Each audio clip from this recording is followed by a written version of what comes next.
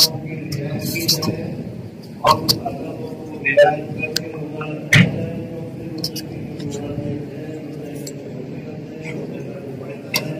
وہ صحیح معنی میں حاصل ہوتا ہے۔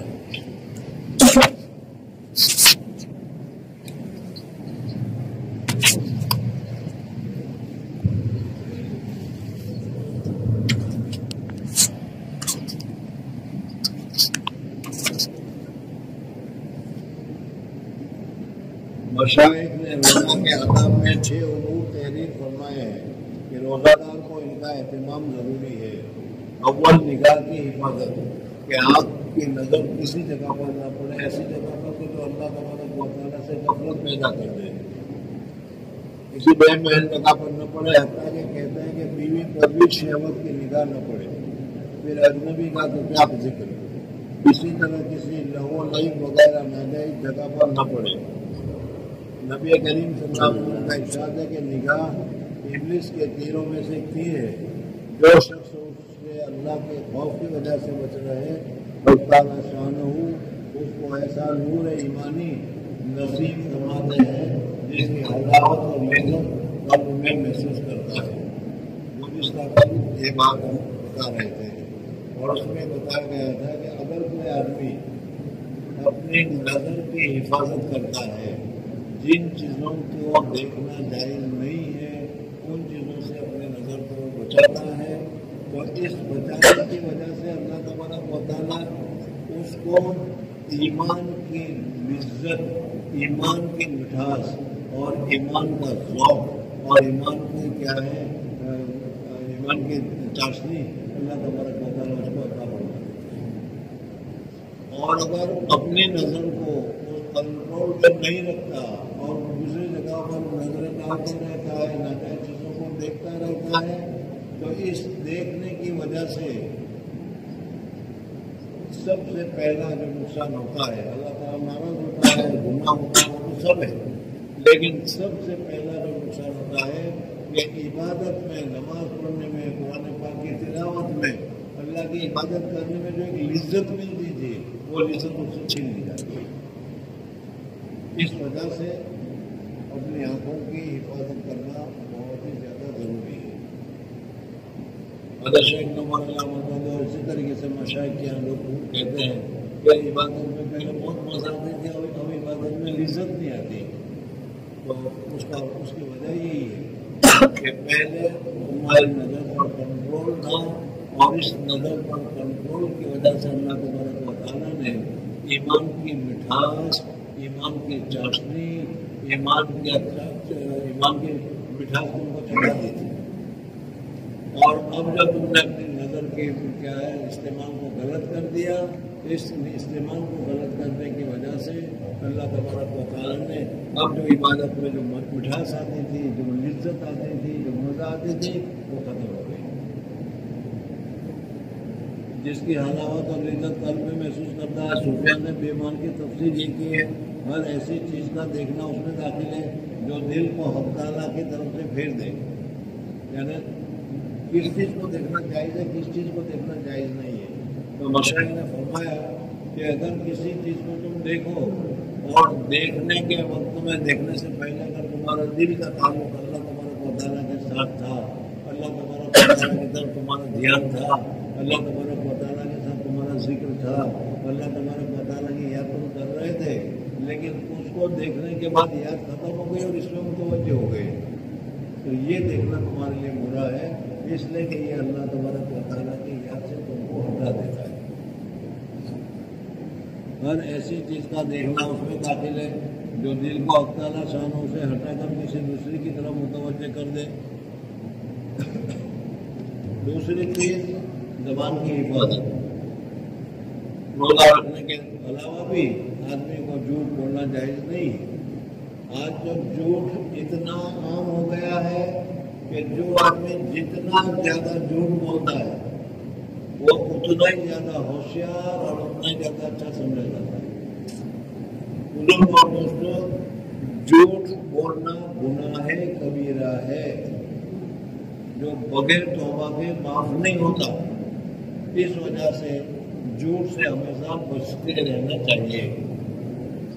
اللہ جل جلالہ و امن والوں نے ہمیں جو رسول عطا فرمایا، وہ رسول اتنا سچا ہے جس نے زندگی میں کبھی اپنے فائدے کے لیے بھی ایک مرتبہ جھوٹ نہیں بولا۔ لوگوں نے نام کی جگہ پر اس کو صادق اور امین سے یاد کرنا شروع کر دیا۔ ایسے نبی کے ہم امتی ہو کر آنکھیں بند کر کے جھوٹ پھیلاتے رہے اور جھوٹ بولتے رہے، یہ بہت ہی بری چیز ہے۔ اس وجہ سے جھوٹ سے بچنے کی ضرورت ہے۔ جھوٹ ہمیشہ سے اور ہر شریعت میں اس کو برا سمجھا گیا ہے۔ سب سے کمزور شریعت یا سب سے بغیر کے شریعت جو اگر جانتے ہو سمجھتے ہو تو یہ ہندوؤں کی مورتی پوجا والی شریعت ہے، لیکن ان کے یہاں پر بھی جھوٹ بہت ہی بری چیز سمجھی جاتی ہے اور جھوٹ بولنا درست نہیں ہے۔ آپ نے سنا ہوگا کہ صرف یہاں نہیں بلکہ مثل مشہور ہو گئی ہے کہ اگر کوئی آدمی کوئی بناوٹ کرتا ہے تو کہتے ہیں کہ یہ آدمی اپنے گہوارے میں بھی اپنی جوڑی میں بھی کوئی راحت نہیں مل رہی۔ اس وجہ سے یہ جھوٹ اتنا زیادہ برا ہے۔ میں تفصیل اس وجہ سے آپ کو بتا رہا ہوں کہ جھوٹ ایسا آسان کر دیا گیا جیسا کچھ ہے ہی نہیں، اور بڑے بڑے لیڈر تو کہتے ہیں بولو جھوٹ بولو، حالانکہ حضور اکرم صلی اللہ علیہ وسلم فرماتے ہیں کہ جس وقت آدمی جھوٹ بولتا ہے تو جھوٹ بولنے کی وجہ سے منہ سے ایک قسم کی بدبو اور گندگی نکلتی ہے کہ فرشتے اس گندگی کی وجہ سے ایک میل دور چلا جاتا ہے۔ اس وجہ سے دوسرے موقع پر بھی دوسرے حالات میں بھی جھوٹ نہیں بولنا چاہیے، لیکن روزہ رکھ کر تو سچ ہی بولنا چاہیے، جھوٹ بولنا ہی نہیں چاہیے۔ میں ابھی بتا رہا تھا کہ حنوط کے یہاں پر بھی جھوٹ جو ہے بہت ہی عیب سمجھا جاتا ہے۔ بخاری شریف میں ایک مفصل روایت ہے کہ جس میں حضور اکرم صلی اللہ علیہ وسلم نے جب خطوط لکھے تو ایک خط رومن ایمپائر کے بادشاہ ہیرکولس کو بھی لکھا، تو اس وقت یہ عربوں کو کوئی جانتا نہیں تھا، عربوں کی کوئی شہرت نہیں تھی، اس لیے ان کے دل میں خیال پیدا ہوا کہ اس خط لکھنے والا کون ہے، اس کے متعلق معلومات حاصل کرنی چاہیے۔ تو اس وقت ابو سفیان رضی اللہ تعالیٰ عنہ، اب تو ہم رضی اللہ تعالیٰ عنہ کہیں گے، لیکن اس وقت وہ پکے کافر تھے اور حضور اکرم صلی اللہ علیہ وسلم کے پکے دشمن تھے۔ وہ یہ کہتے ہیں کہ میں تو حضور صلی اللہ علیہ وسلم کا دشمن تھا، یہ بادشاہ کہیں دوست نہ ہو جائے، اس وجہ سے میں بادشاہ کو چڑھانے کے لیے جھوٹ بولنا کے چاہتا تھا، لیکن میں ڈرتا تھا کہ اگر میں جھوٹ بولا، میں ابو سفیان جھوٹ بولا تو یہ لوگ مکہ میں جا کر کہیں گے کہ ہمارا سردار جھوٹ بولتا ہے، اور یہ جھوٹ بولنے کے یہ عیب یہ میرے برداشت سے باہر تھی، ہم پسند نہیں کرتے تھے، تو کافر لوگ بھی جھوٹ کو پسند نہیں کرتے تھے۔ لیکن اس وقت جھوٹے کے دور میں، کذاب کے دور میں،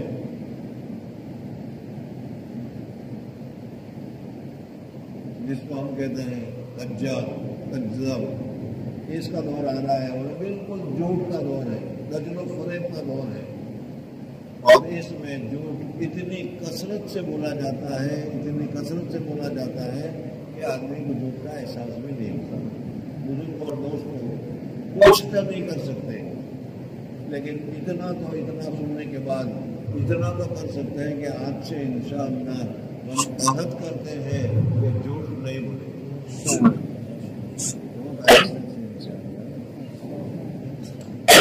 یعنی ابھی ہم عہد کرتے ہوئے بھی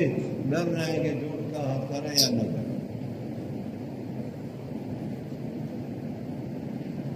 दूसरी चीज जबान की हिफाजत है, झूठ, चुगलखोरी, लघु बकवास, और ये जबान की हिफाजत है। ये तो झूठ तो उसमें से एक है, लेकिन बकवास और इसके अलावा क्या है दूसरी चीज़ें हम के लिए क्या तकरीर करते चले जाना और बोलते चले जाना, ये सब चीज़ें इससे मना है। जिसकी काम रास्ता हो वो उसको हटा पाप की गई है, खराब पाप की गई है, इसकी वजह से लोगों को तकलीफ हो रही है, अपने काम को हटा है।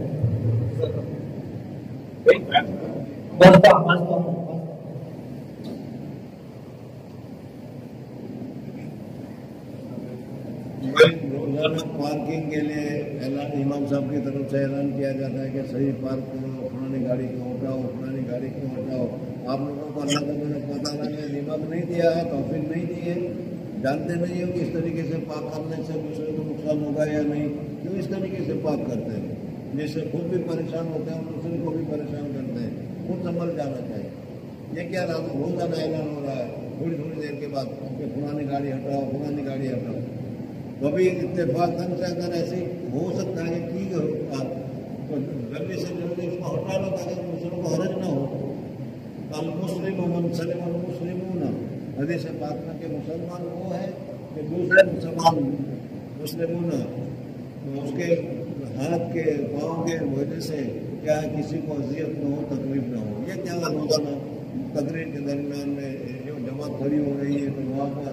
ऐलान किया जा रहा है कि फलाने नंबर की गाड़ी है, हटाओ हटाओ। आप लोगों को पता नहीं चलता कि इस वक्त मैंने गाड़ी रखी है वो अच्छी नहीं है तो उसको ठीक करना चाहिए।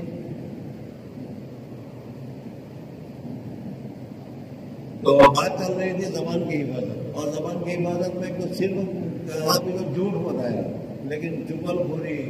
और इसके अलावा हुजूर सल्लल्लाहु अलैहि वसल्लम एक मरतबा गए तो हुजूर सल्लल्लाहु अलैहि वसल्लम की सवारी बिदकने लगी, भड़कने लगी। दो नई कब्रें थी। हुजूर अल्लाह सल्लल्लाहु अलैहि वसल्लम फरमाया कि इन दो कब्रों वालों में अज़ाब हो रहा है और ये अज़ाब कब्र जानवर देखता है, इस वजह से वो जानवर भड़क रहा है।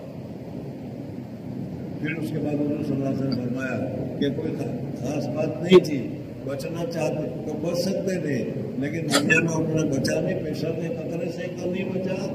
और चुगलखोरी से नहीं बचा। तो बुजुर्ग और दोस्तों हमें ये आदत भी है, सुबह चाय पीकर निकल गए, इसके यहाँ पर उसके वहाँ पर, इसके यहाँ पर, यहाँ से यूँ सुनकर वहाँ पहुँचा दी, वहाँ से यूँ सुनकर वहाँ पहुँचा दी, और 11-12 बजे तक में हम घूम फिर कर सारे चुगलखोरी करके आ गए। ये चुगलखोरी से भी बचने की जरूरत है। लघु बकवास, गीबत, बदगोई, बदकलामी, झगड़ा वगैरह सब चीज़ें इसमें दाखिल है। अल्लाह तबारक व तआला ने ज़बान बनाई है, इंसान 6 फीट का है और अगर क्या है बड़ा हो तो और भी बढ़ सकता है, लेकिन उसकी जगह पर अल्लाह तबारक व तआला ने 2 उंगली की ज़बान बनाई है और ये 2 उंगली की ज़बान को भी 2 जगह से घेर रखा है, दांतों के जरिए से घेर रखा है, होठों के जरिए से घेर रखा है। लेकिन इसके बावजूद ये ऐसी है कि बोलते बोलते सब थक जाएंगे। आपने सुना होगा टीवी देखते देखते आंख भी थक जाती है, तो कहते हो भाई आंख थक गई, अब मैं देखने को नहीं चाहता, आंख थक गई। गाने सुनते सुनते कान भी थक जाते हैं कि भाई गाना सुनते सुनते मेरा तो कान थक गया, तो मैं नहीं सुनने का, तो कान भी थकते हैं, आंख भी थकती है, पाँव तो हाथ तो थकते ही है। लेकिन आज तक किसी ने ये नहीं कहा कि मेरी जबान थक गई है, मेरी जबान दुख रही है, बोलते बोलते मेरी जबान थक गई। कितना ही बुलवा लो उससे, ये जबान कभी थकने वाली नहीं। और ये बोलने में अच्छा भी बोलते हैं, बुरा भी बोलती है। एक हदीस में आता है कि आदमी बोलता है, उसके नजदीक उसकी कोई अहमियत नहीं होती, लेकिन उस जुमले की अहमियत अल्लाह ताला की यहाँ इतनी होती है कि उस कहने की वजह से अल्लाह ताला उसकी मग़फ़िरत फरमा देता है, जन्नत अता करता है। और बाद में कुछ ऐसा जुमला भी निकल जाता है, वो तो कुछ ज़्यादा नहीं समझता, लेकिन अल्लाह जल्ल जलालहू के यहाँ वो इतना बुरा होता है कि उस कहने की वजह से वो जहन्नम का हक़दार होता है। तो बुजुर्ग और दोस्तों, ये ज़बान एक ऐसी चीज़ है, हर एक अज़्व में कहीं न कहीं हड्डी रखी होगी, देखना तुम لیکن زبان جو ہے اس میں ہڈی بالکل نہیں رکھی، لیکن اس کے باوجود جو ہے وہ ایسی چلتی ہے، ایسی چلتی ہے، ایسی چلتی ہے کہ جہاں پانی نہ ہو وہاں پر جو آگ لگا دیتی ہے۔ اس وجہ سے روزے کی حالت میں آنکھ کی حفاظت جس طریقے سے ضروری ہے، اس طریقے سے زبان کی حفاظت بھی ضروری ہے۔ بخاری شریف کی روایت میں ہے کہ روزہ آدمی کے لیے ڈھال ہے، اس لیے روزہ کو چاہیے کہ زبان سے کوئی فحش بات یا جہالت کی بات مثلا کہنا ہے کہ روزہ ڈھال ہے، اس وجہ سے بخاری کی روایت ہے یہ تو حضرت شیخ نمبر اللہ مکہ کو فرماتے ہیں کہ اس وجہ سے روزہ رکھنے کے بعد آدمی کو روزہ کا احترام کرنا چاہیے، تمسخر مستی، مذاق مستی اور اس قسم کی چیزوں سے بھی اپنے آپ کو بچانا چاہیے، جھگڑا وغیرہ نہ کرے، اور اگر کوئی سامنے والا جھگڑا کر رہا ہے تو اپنے آپ کو سمجھاؤ، اپنے دل کو سمجھاؤ۔ وہ گالی دے رہا ہے، تمہیں بھی جوش آ رہا ہے کہ میں بھی وہ تھپڑ مارا ہے، تمہارا بھی چاہیے دو چار تھپڑ میں بھی ماروں، تو اپنے دل کو سمجھاؤ کہ وہ تو جاہل آدمی ہے، تو پڑھا لکھا ہے اور تم نے روزہ رکھا ہے، اور روزہ رکھ کر ایسے بکواس، ایسی بیکار چیزوں میں مصروف نہیں ہونا چاہیے، یا اس آدمی کو کہے کہ بھائی دیکھو ہمارا روزہ ہے، روزے کی وجہ سے ہم جھگڑنا نہیں چاہتے، چھوڑو جو بھی ہو گئے وہ وغیرہ نہ کرا کر کوئی دوسرا جھگڑنے لگے تو کہہ دے کہ میرا روزہ ہے، یعنی دوسرے کی ابتدا کرنے پر بھی اس سے نہ الجھے، اگر وہ سمجھنے والا ہو تو اس سے کہہ دے کہ یہ میرا روزہ ہے،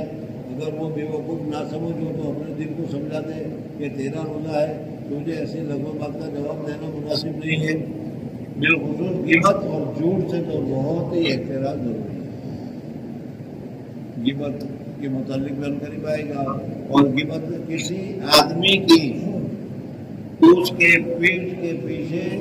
ایسی برائی کرنا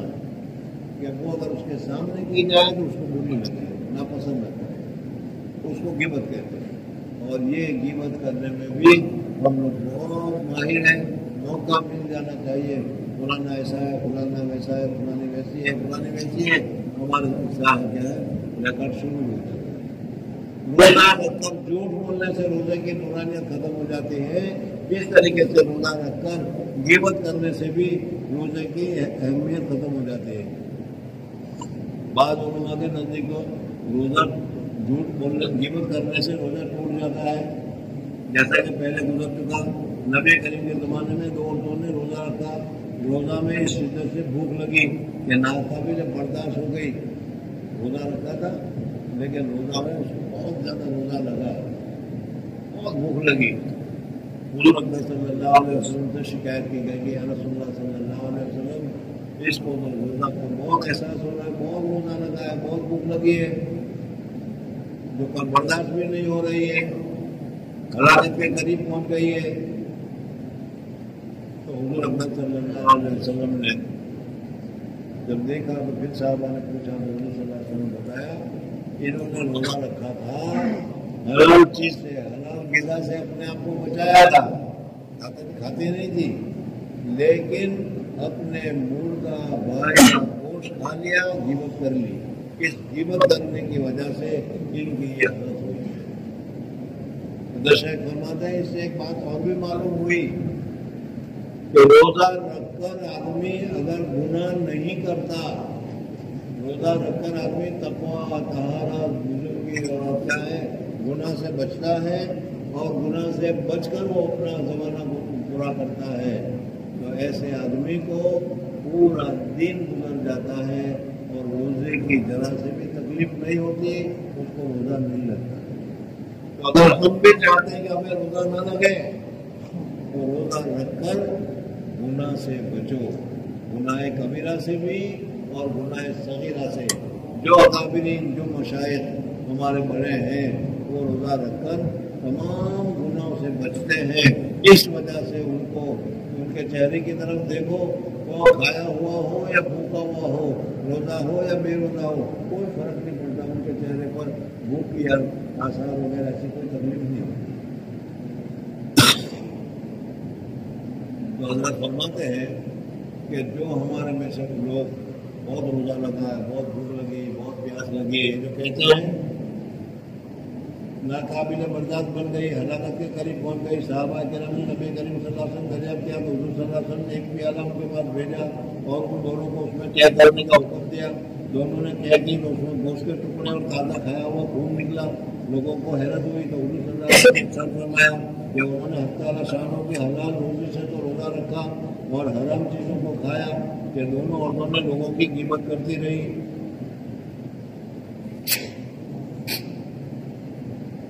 اس حدیث سے ایک مضمون اور بھی مترشح ہوتا ہے، معلوم ہوتا ہے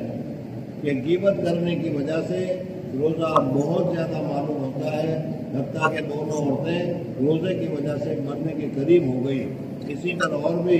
گناہوں کا حال ہے اور تجربہ اس کی تائید کرتا ہے کہ روزہ میں اکثر متقی لوگوں کو ذرا بھی اثر نہیں ہوتا، پورا دن گزر جاتا ہے لیکن نہ بھوک نہ پیاس نہ کچھ نہیں محسوس ہوتی، اور فاسق لوگوں کو اکثر بری حالت ہوتی ہے۔ اس لیے اگر یہ چاہے کہ روزہ نہ لگے تب بھی ان کی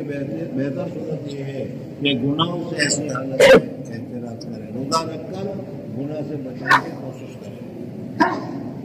بالخصوص غیبت سے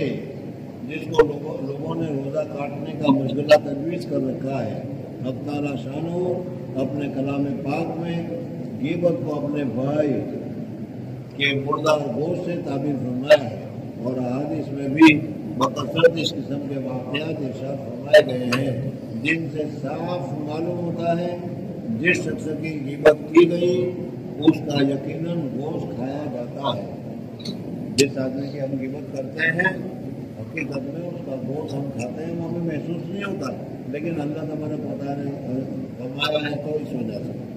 نبی کریم صلی اللہ علیہ وسلم نے ایک مرتبہ چند لوگوں کو دیکھ کر ارشاد فرمایا دانتوں میں خلال کرو۔ انہوں نے عرض کیا کہ ہم نے آج گوشت چکھا بھی نہیں۔ حضور اکرم صلی اللہ علیہ وسلم نے فرمایا فلاں شخص کا گوشت تمہارے دانتوں کو لگ رہا ہے، جس کی غیبت کی تھی اس کا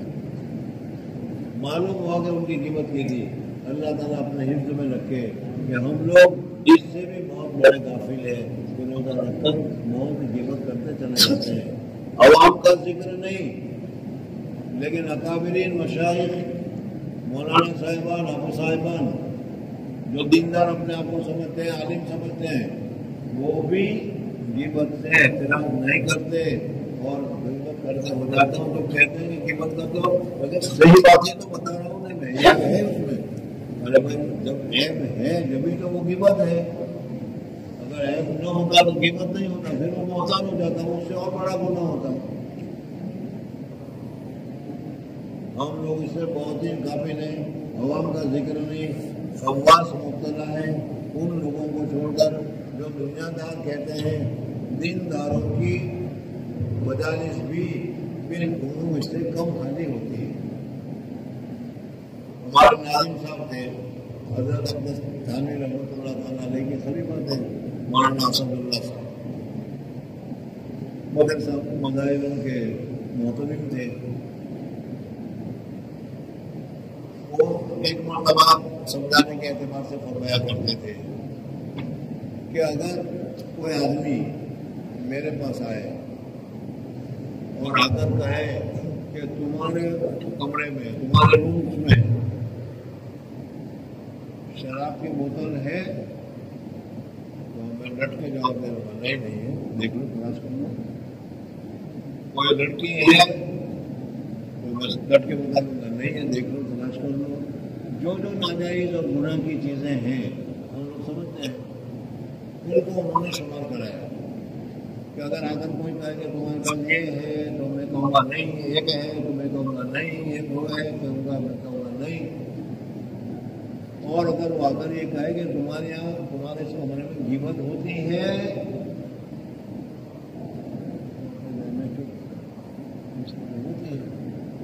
تو کہنے کا مقصد ہے کہ دیکھو حرام چیز دوسری بہت ساری ہے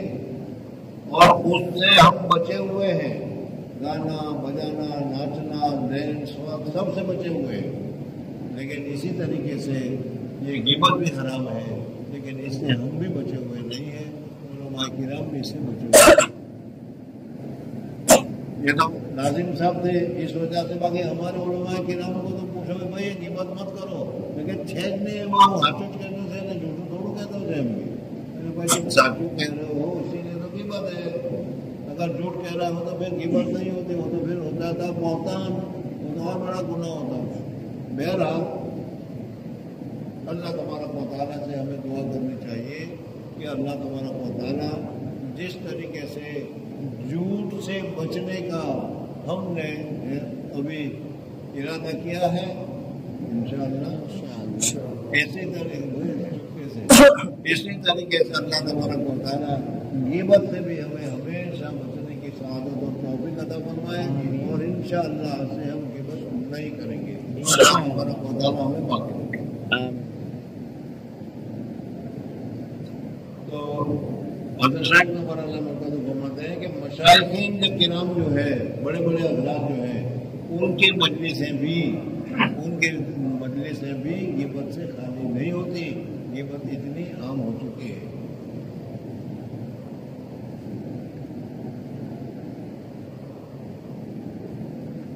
और हदीस में भी मक़सद इस किस्म के वाक़यात इरशाद फरमाए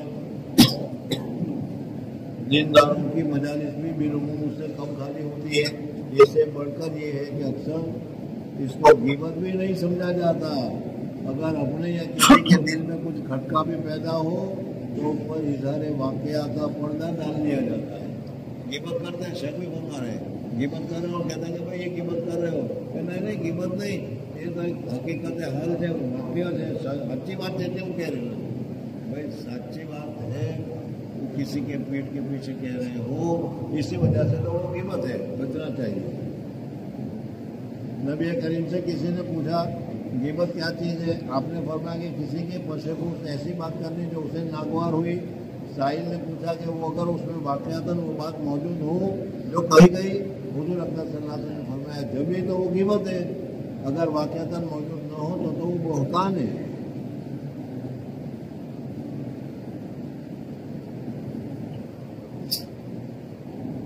नबी करीम सल्लल्लाहु अलैहि वसल्लम का गुज़र तो कब्र पर हुआ तो हुज़ूर ने इरशाद फरमाया कि इन दोनों को अज़ाब कब्र हो रहा है। एक को लोगों की ग़ीबत करने की वजह से, दूसरों को पेशाब से एहतियात न करने की वजह से। हुज़ूर का इरशाद है कि सूद के 70 से ज़्यादा बाब है।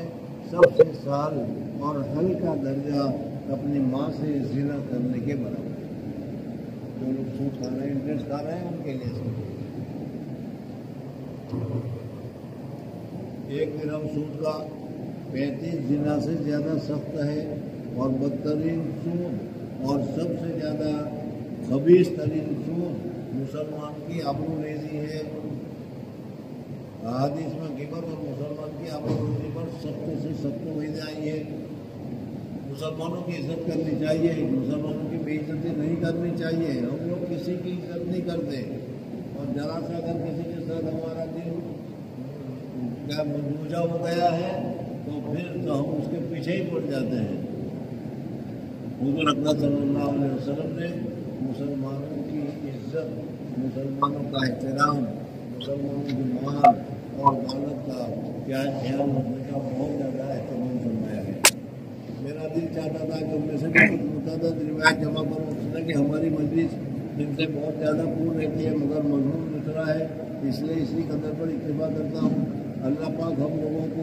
इस बला से महफूज फरमाए और बुजुर्गों और दोस्तों की दुआ से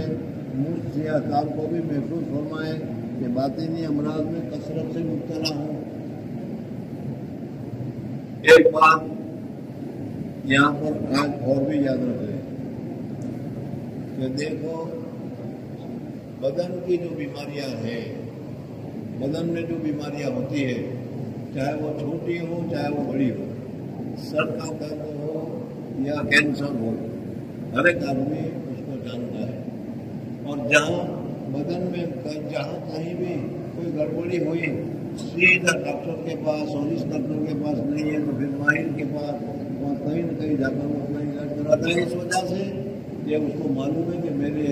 जिस्म में एक खराबी आ गई है, इसको दूर करने की ज़रूरत है। दवाई करानी चाहे मना भी नहीं है, लेकिन जिस तरीके से जिस्म बीमार होता है, इस तरीके से हमारी रूह जो है वो रूह भी बीमार होती है। और रूह की बीमारियां जो है, जैसे जिस्म की बीमारियां डॉक्टरों का काम है, इस तरीके से रूह की जो बीमारियां हैं ये मशाइख का, बुजुर्गों का मतलब है, और बुजुर्गों के पास जाकर अपनी इस बीमारियों का इलाज कराना चाहिए। अब